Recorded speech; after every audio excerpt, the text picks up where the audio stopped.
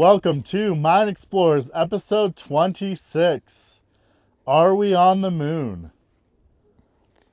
Maybe. Although we'd be floating away. I can breathe, so. Yeah, we'd be dead. Yeah, we might be dead. Yeah. Might be a little cold. We're not on the moon. But we're surrounded by something pretty interesting here. We're surrounded by the fossilized skeletons of ancient algae. Yes, we are in the middle of a diatomaceous earth prospecting pit. Right here. And we're doing a little prospecting today, taking some samples, looking for diatomaceous earth for use as a supplementary cementitious material, that's a mouthful, or aka a natural pozzolan. Right. Which is used in cement. And we've talked about it before. We think it's pretty interesting. Pozzolan for cement use. And because it's such a new, exciting thing, we've kind of taken an interest in it. Along the lines with our general interest in industrial minerals. And so we've been going out, learning more about it, prospecting different areas, and soon going to be opening up a little lab to run some tests and see what sort of reactivity we get from different natural pozzolan materials like what's volcanic the tuffs, quality that you're zeolites, diatomaceous earth, thing like that. What's the quality that you're looking for in the diatomaceous earth? Reactivity. Okay. With clinker. With limestone that's been roasted. Right. So reactivity to see the Right. Romans made cement. They were one of the first ones to make cement. And the Colosseum and many of these great Roman buildings that still stand today were made with natural pozzolans. So we know it works. Oh, yeah, which is so crazy to think that that's like thousands of years old and it's still holding up. Yep. One of these days we'll have to go do a tour to do a personal investigation to see how it is. Yep. Yeah, it's Yeah, it's cool because with fly ash coming off the market more or less with just not having enough of the supply, and then people being more conscious about emissions, finding natural pozzolans is a great replacement and kind of like going back to natural pozzolans, right? Yep. So there's pros and cons. You had a good question. What is it that we're looking for, particularly in the diatomaceous earth? So diatomaceous earth can theoretically be a natural pozzolan, but it's not used a lot or really very much commercially because it increases water usage. Okay. But it makes for an extremely strong cement. So it's really good material. It makes for extremely strong cement, but it uses a lot more water. So for areas that are really sensitive to the water usage in the mix and the curing times and things like that, it may not be ideal, but I think for some plants it may work out really well. But at this point, we're really just testing a wide variety of materials to see what's good and what's not. There might be a pozzolan monster behind us. Yes. Kids are learning a little bit about earth and geology and fossils and how to take field samples. Yes, so we have more bags than we need of samples because everybody needed to collect one. So say hi, Miko. Hi. Are you on Mine Explorers? Yeah. Oh, another pozzolan monster. We got two. This is Miko. Miko, how old are you? 5. He's 5. Yeah. He's 5. Are you excited to be on the show? Yeah. And Nice. then Tacopa is going to be 9 Yep. In 2 days. in 2 In days. 2 days. Minerals.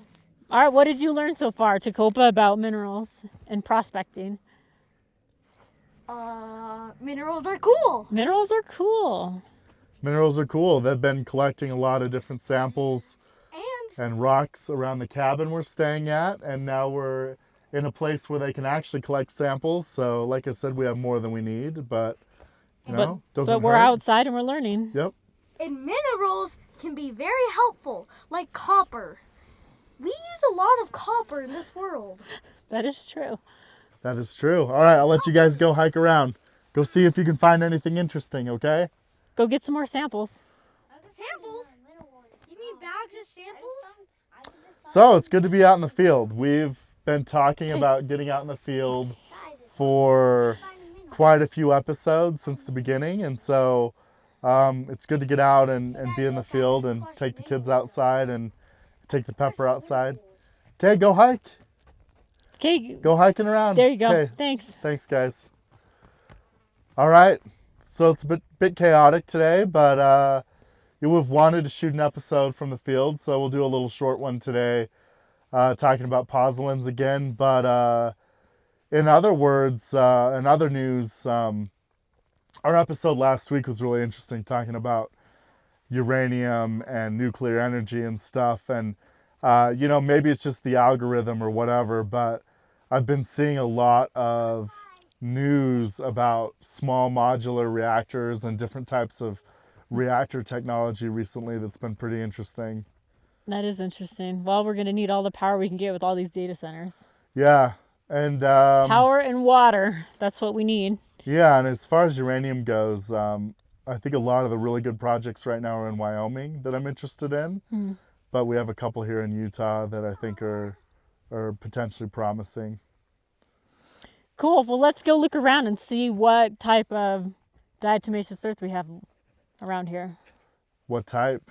What kind? You gonna ID it with your eyes? Well, no. I mean, let's look at see what else we can find out here. Okay. Sounds good. Yeah, because to really get an idea of this, we'll need to put it under a microscope. For sure. And the cool thing is, if you take this diatomaceous earth, and this is kind of mixed with mud and dirt, but there's still plenty in here. This powder is made up of microscopic little algae skeletons, and you can actually see their cellular structure and everything under a microscope. And the shape and type of algae that's in the diatomaceous earth will determine the different properties for it. So diatomaceous earth, we're looking at it for a very specific use for SCM material, but it can be used for one of the most interesting things. It can be used as a natural pesticide, where some of the diatoms have spiky skeletons and get inside of bugs, the shell of bugs, and they cause the bugs to dry out because diatomaceous earth is extremely dry. It's a drying agent, and so they can actually put it in. They mix it in with like flour. Yeah, well, and you can grain silos. You can buy diatomaceous earth pest repellent at Home Depot. Yep, and it's just a natural, kid safe. Yeah, because it gets in their skeletons and actually dries them out from the inside, which is super fascinating. And so I mean, worst case scenario, we can take all these bags that the kids have taken, and we can just have our own natural pest repellent. Yep. You can pour it on an anthill, put it in. You can mix it in if it's food grade and doesn't have a lot of toxic things in it. You can mix it in with grains and different things, and it'll actually kill weevils before they cause any trouble. It's used for filters. It's used for a variety of different things, but I think some of the things that make it not suitable for some of those higher end uses actually might make it interesting as an SCM. So we'll see, testing and different things. But if right now we're just looking at different types of potential pozzolan materials and testing them, which is fun. Get out and prospect, and we get to take you along with us, which is even more fun. So yeah, like Crystal said, let's walk around a bit, and maybe we'll have some more insights and different things to talk about.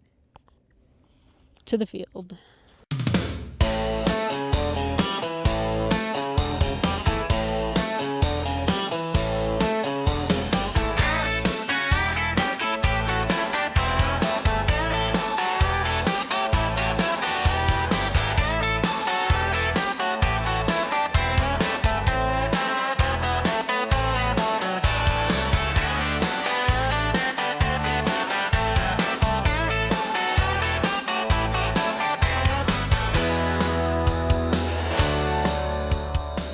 Okay, so this is a great example of how mineral exploration works. So to find this spot, we did an initial desktop research, right? We looked and we said, okay, we want to find diatomaceous earth. So we did some homework online. We found this spot So now we're out here prospecting for it. So the next steps in our mineral exploration would be to see, is this a locatable spot, right? Can we locate this mineral on BLM land or Forest Service land? So that would be our next point of action, to see if we could actually put a mining claim here. If we can, then we'll come back out, we'll stake it. We'll probably do, 10, 15 claims or so, file it with the local recorder, file it with the BLM, and then we can do some more initial prospecting or exploration to see if we want to continue the deposit. But this is just a fantastic example of how the greenfield or brownfield mineral exploration process works in the United States. So it's interesting here, you can see a little bit of the strata and how this sedimentary unit is dipping here. Obviously very friable, soft, and so it kind of is leached into the surrounding materials and into a lot of the overburden above the unit itself, which kind of comes up through here. But the interesting thing is, obviously algae, ancient algae is seabed deposition. They collect in different areas and then they get hardened, turn into a sedimentary rock, and then they've been pushed up onto this mountain range a little bit. And so it'd be interesting to see where the ancient seabeds are around here and where this is coming from. But theoretically, with the dipping angle and everything, we should actually be able to find more outcrops down the range. And fortunately, because of the color, these ancient sea creatures kind of get bleached this white color, so they're very easy to see, and it makes it easier to prospect for them. And generally, diatomaceous earth deposits are a really white color, but they can be kind of an off-white. They could be kind of a brownish. It really just depends on what minerals make them up. And I'm sure a geologist would have a lot more interesting things to say about the potential deposition and the setting and things like that. We're prospectors and entrepreneurs, so we kind of have a broad ranging knowledge base that's not as specific in the geology, but we find things and then we can bring people in to actually study them a little bit more in depth and find out what's going on. But this particular deposit has been studied previously, just a very little bit. And then obviously somebody came in potentially looking at commercial applications, probably as a natural pesticide or filter aid sometime in the past, and dug this up. But there may be other potential applications, and there may be other outcrops around that could be worth taking a look at. So we're gonna go do a little bit more driving around and see if we can find some outcrops.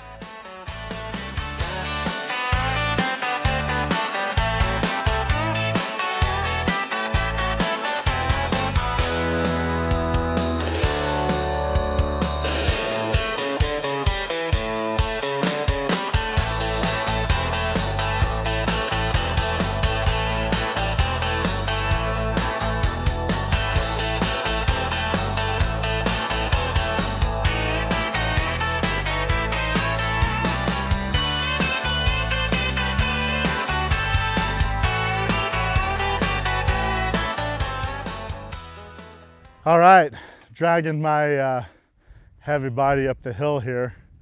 Gonna be working on that this summer.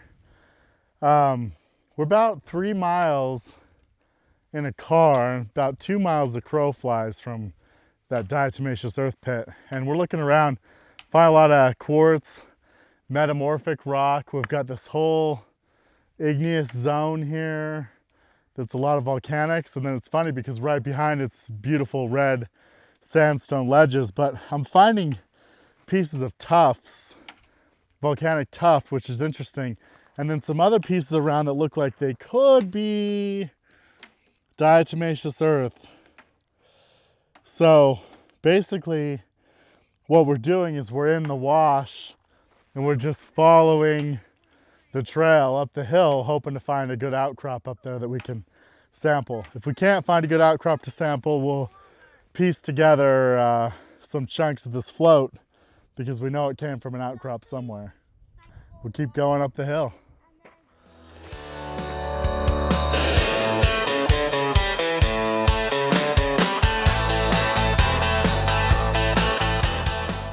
Yeah, so more of this tuft. It's baked, semi-friable, but there's just kind of sporadic pieces here, but there's enough of it coming out that there's got to be a layer of it around here. So we keep looking, see if maybe we can find a bit of an exposed outcrop on this front face. All right, well, seek and ye shall find. So we followed the wash and some of the loose float up, and we found this outcrop of tuft. It's not great. It's got a bunch of clasts in it and quartz inclusions, I believe. I didn't bring a loop with me, so I can't confirm, but I'm gonna go ahead and bag a sample anyway, because that's prospecting. And I was hoping to find more diatomaceous earth over here, but I think we might be too far down the range. And from the satellite, they both look the same. But, you know, actually, tufts can make pretty good SCMs too sometimes. So we'll sample it, test it, and see what we find. Cool. Well, thank you for joining us on today's episode where we prospect for diatomaceous earth. Next time we will talk about the second steps for the exploration process. As you may know, mineral exploration is a very long, arduous process, and this is just the very first step of mineral exploration, getting out in the field and prospecting. Yep.